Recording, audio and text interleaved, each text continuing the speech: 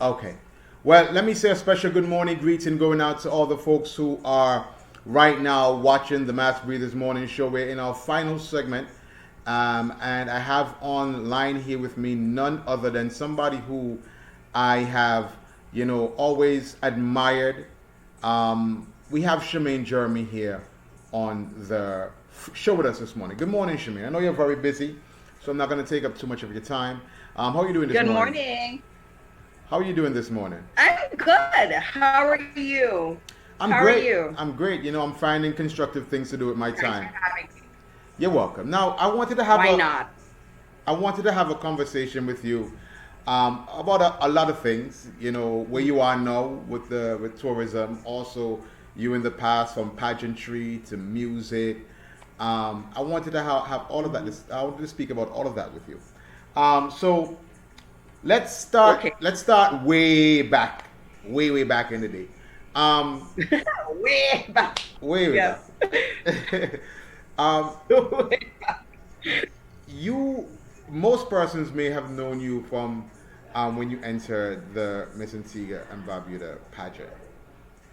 Did you ever enter? Was that your first pageant, Right. or did you do any pageants prior to that? Yeah. No, it wasn't my first pageant. I had done quite a few pageants before entering Miss Antigua. Yeah, regionally, internationally. I guess that was probably more like my playground before I decided to actually enter the Queen of Carnival. My year it was changed to Queen of Carnival. Okay. So yeah. So what got you into pageantry then? To be honest, it was music. Okay. I loved performing. I was a dancer at first, and I kind of never really stopped dancing, but I love singing and I love music. And I think most dancers do love music anyway. And I was just always looking for a platform and a stage, and pageants was like the easiest thing. So I just started entering a lot of pageants and just looking forward to the talent segment. Do you remember what your first pageant was? Yeah, my first pageant was at Christ the King. I was in second or third form, and it was actually a complete disaster. But but it was great because um, from that not going as I had hoped, it just totally it prepared me to take things to a whole other level the next time I decided to enter another pageant. And there was no turning back from there. I promised myself that that would never happen again, and I would always be prepared and not too prepared. Yeah, and I mean, I think that kind of worked. So what went wrong in that first pageant? What happened? What went wrong? So it was the interview segment, and it wasn't that I had issues interviewing. It Hmm. was that I was trying so hard to be so perfect that the day of that pageant, that the question that was posed to me, I actually knew it in advance and prepared for it, and completely drew a blank on Wow. stage, to the point where I just ran off crying. It was terrible. It was really bad. I mean, I still placed. I don't know how, but I guess all the other stuff were strong enough to put me in the top three. But I promised myself that like that would never happen again. I just think I was, instead of just trying to be natural and just trying to answer the question to the best of my ability, I wanted to have the perfect answer. Right. And not having the perfect answer almost killed me. So, that was a really good learning lesson that I took with me throughout, All right. throughout So after that. so the Christ the King pageant was the first one. Had a little blunder there. But he still placed. Which one was next? After Christ the King, I think I I was the next pageant was Labor Queen, Miss Labor Queen. Yeah, in Okay. 1998 or 99, 1999. How old are you at this time? How old were you at this? 99, So 18. Okay. Okay. 18. Okay. Okay. Yeah, yeah. And that's actually where I met Claudette. Oh. Claudette and I were in Labor Queen, entered the Labor Queen pageant together. And that is how we met. So we've known each other for a very long time. Okay. How did you do in that pageant? Yeah. How did you do in that pageant? I won that. I won that pageant. I want that. Yeah. Okay. Okay. Okay. Now let's fast track a little bit to Queen of Carnival. What was the Yeah. preparation like for Queen of Carnival? It was really, really grueling, to be honest. I was already in college, university in New York, and was planning from the year prior that I would have entered the following year. So I had already started planning, planning my talent, planning, just how I was going to go about doing things and preparing myself as much as possible Right. for that pageant. And so of course, I think I left the semester a little early in order to come home. And but my talent was already pretty much a wrap by the time I had come home. Right. I knew what I was going to do. I had already started rehearsing my material. I came home and at that time I was just planning on singing. And then by the time I got home, I decided to add dance to the talent performance, and I worked with a local ballet choreographer, Brittany, and it was hard. It was hard work.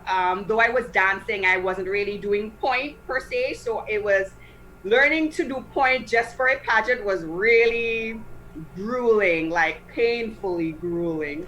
And then adding all the activities and the schedule that the carnival committee had in place for us, was a lot. We had this my year we had to come up with these platforms and really pull off real platforms, real fundraisers, real things, and that was a whole other challenge. Luckily for me, ACT was my sponsor, they just was.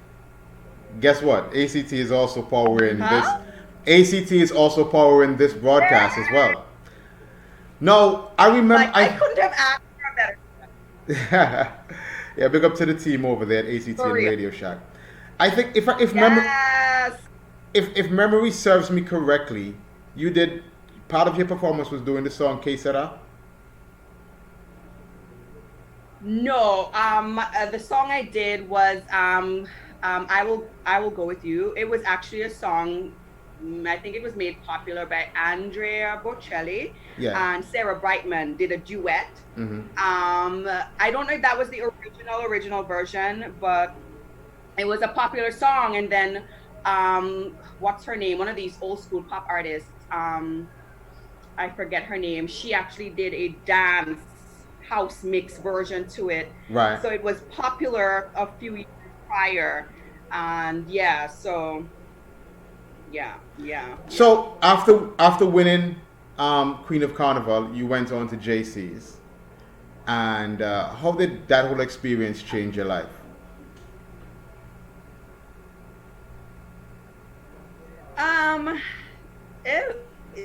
Let me tell you, I don't know how our girls do it. But to go from space of time is extremely challenging, very tiring. It's a grueling schedule. And for me, I had a bit of a hiccup with my costume the night of the local Queen show and tore some muscles in my shoulder. So to be really honest, JC's was like a blur to me because I was like on drugs, paying very strong painkillers. So that I could just perform. And it was and I didn't think I was going to win. I was so sure that Miss St. Lucia was going to win that year because I had seen her perform her performance in doing rehearsals like over a day or two. Right. And I knew she was going to be a strong contender. She was a strong dancer and I just assumed she was just going to win. I mean, and it's probably because I was so spaced out. And I felt, and I knew I wasn't myself 100%. I just didn't think I was going to be strong enough to win, but I did. So All right. So let's move on a couple of God years got now. You've moving on. always said Yeah, you're a lover of music, and um, to our surprise here in Antigua and Barbuda, after the pageant and everything, there's a particular song that came out that featured one of the biggest yeah, dancehall artists on the remix at that time. Because there's two versions. There's the original with just you on it, and then there's the remix to that song, which yeah, featured one of the biggest dancehall yeah. artists at the time on it, in the capacity of the man Vybz Kartel. How did that happen? It was it was really just all the pieces falling into place at just the right time. Mm-hmm. My brother knew Cartel's road manager who lived in New York at the time, Right. and after I had released the song, he sent it to him and was like, my sister has this great song, and he didn't even ask me. He just was like, I guess he was just like, this Cartel would be great for this song. Why don't we just put Cartel on it? And Cartel was like, yeah. And I just flew to Jamaica. I Mm-hmm. was there for like a week or two because I think I did a bit of promo while I Right. was there. And Cartel literally recorded the song in like 5 minutes. I mean, he listened to the track like 3 times, 4 times. He's like, play it again, and just came up with everything like that. I mean, he asked me, so he was like, so you want slackness? And was like, no, family friendly, please. And he just did his thing. He is like really amazing to work with, super talented guy, very, very intelligent. Uh huh. And it was just, I didn't even realize how big it was until it was done. And I was like, oh my God, wow, so that's just something that just kind of just was meant to be, I think. Yeah, yeah. I mean, I was very impressed with the song. Even the original one, and of course when the remix came up with Cartel, you're like, I think the biggest thing was like, yo, do you realize that she has a song with Vybz Kartel? I mean, this is not a regular thing. You know what I'm saying? To have an artist from Antigua who is, big enough to have a hit song with Vybz Kartel is tremendous. And I've Yeah, always no, loved that it was song. I've great. always get a chance to play it when I get a chance to, and so on. And yeah. So Yeah. you kind of stepped away from the music business somewhat. Why is that? I think it was a combination of things happening in my life at the same time that kind of led to that. And it was, personal illness. Mm-hmm. My sister was a big part of it. Things kind of fell apart a little. It was just, and I decided I was tired too. I wanted a break. Things, it's hard being in the music industry Mm-hmm. without having the full throttle support that you need. Right. I had many interviews with many different record labels. A lot of a lot of them had no idea what to do with a Caribbean artist. And there was a lot of frustration. There was a lot of money spent. It just kind of took a toll after a while. I was doing my own marketing, I was doing everything. So it became very overwhelming after a while. Okay. And I decided that I would just take a break. And I'm kind of still on that break now. It just kind of, I never came off the break. I think for me too, I kind of gave up. And it's a lot of the times, being around a lot of people in the music business, and you hear them say things like, you're so awesome, if only you were younger, like 15, or if only you were, and I was in my 20s, Yeah, early yeah. 20s, and to a lot of music industry people, I was way too old. Mm-hmm. And granted, there are a lot of people that were able to rise above that, stereotype.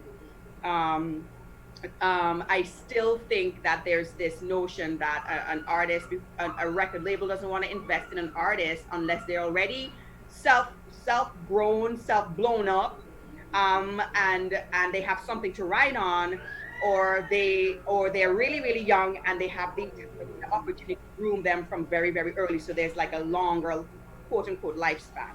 Okay. So I just kind of was like, okay, back into this. Maybe I am too old. Maybe I need to refocus. Maybe I need to find something else to do. Maybe, so that's what I Now, did. now you got into blogging after a while. How did that blog start? Yeah. I actually started blogging as a hobby because I was very much into fashion and I had a fashion blog called Mm-hmm. Go Fash for Life. That did extremely well actually. Mm-hmm. And I mean, I would have up to like 1,000 visitors per day, and this was before blogging was even a big thing as it is Yeah, now. yeah. And I got married and got distracted, and all these things happened, and the blog fell away. And then about 3 years ago, I decided to blog about after I was a mom at that time and a wife, and decided I wanted to start blogging again and blogging more about my own personal life experience, and that's Mm-hmm. how it came into play. And I would say it's one of my business ventures and also a passion project because I'm extremely, I mean, probably if you're on my Facebook page, you would tell that I'm extremely passionate about mothers. Yeah, yeah. It's more US based, but I'm now starting to get a lot of traction from Okay. Antiguan moms as well. So it's been going good so far. It's something that I intend to keep pushing. Okay. Well, you're back here in Antigua now, and you're part of the tourism authority. Tourism authority. What's next for you, though, personally, in terms of, you said you were still on that break. Are you ready to come off of that musical break anytime soon? What's next for you? I, I've been seriously thinking about coming back into the music scene, but in a very, very different capacity. Mm-hmm. Nothing like what you would have seen before, and doing a different genre of music, actually the type of music I wanted to do. But I was told I shouldn't do because that music would not sit well with anyone. What genre is that? So I'm looking at getting back. I would call it classical pop, for lack of Okay. a better term. Okay. It's there are not a lot of artists in that space right Mm-hmm. now, but it's definitely a good space to be in So, because there's not so much competition, but there's a huge audience of people that love that kind of music. Um,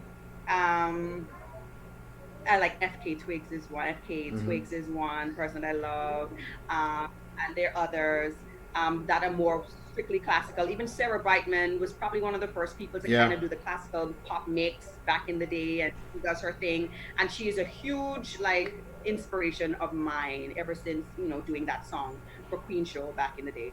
All right. So in terms of my tourism involved tourism, I love my job. I love marketing, and I think music is one of the things that brought me to marketing because I Mm-hmm. was so involved in my marketing of my own career. Mm-hmm. I was able to pick a lot of skills.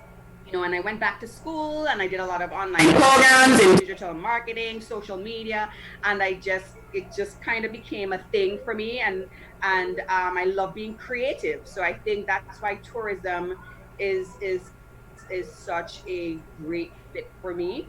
And of course, knowing that I'm making this great contribution to our society and our industry, as fickle as it may seem and as fickle as it may be, it's still our main industry, and somebody's got to do the job. And I